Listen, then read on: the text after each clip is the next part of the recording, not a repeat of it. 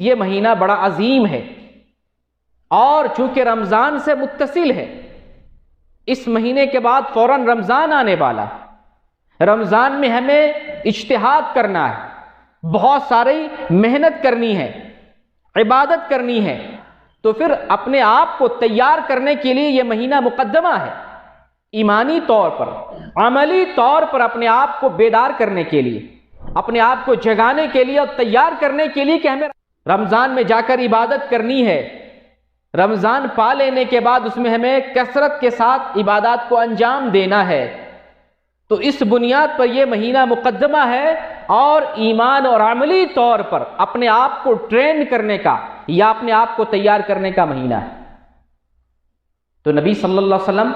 اس لیے بھی روزہ رکھتے تھے کہ اس مہینے میں اعمال اللہ کے حضور پیش کیے جاتے ہیں، اور اس لیے بھی روزہ رکھتے تھے کہ اس کے بعد جو مہینہ آنے والا ہے وہ روزہ ہی کا مہینہ ہے، اس لیے پہلے ہی سے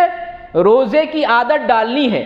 تاکہ شروع میں روزے کی جو مشقت ہے وہ ہم برداشت کر لیں،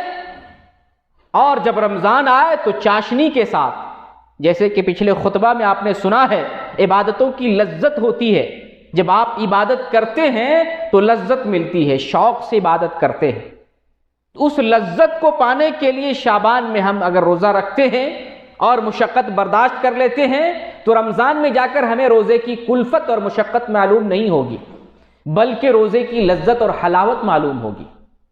اس لیے شعبان کے مہینے میں آنے پر ہمارے جو اسلاف تھے خوش ہوتے تھے، وہ کہتے تھے یہ شعبان کا مہینہ عبادت کا مہینہ ہے، شعبان کا مہینہ قرآن کی تلاوت کا مہینہ ہے۔ تجارت چھوڑ دیتے تھے اور روزے کی طرف مائل ہو جاتے تھے اور تلاوت کی طرف مائل ہو جاتے تھے، کیونکہ یہاں ابھی ہم کو تیار ہونا ہے۔ آپ دنیاوی اعتبار سے بھی دیکھتے ہیں کہ اگر کوئی کام آنے والا ہے، کچھ کام ہے ہمارے سر پہ،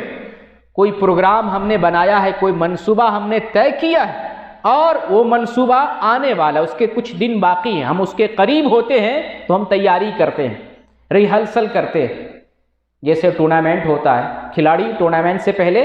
ریہرسل کرتا ہے، اپنے آپ کو تیار کرتا ہے، سیکھتا ہے اور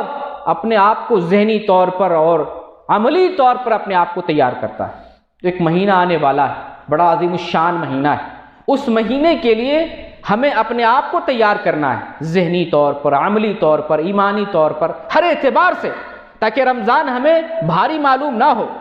تاکہ رمضان ہمیں بوجھ معلوم نہ ہو۔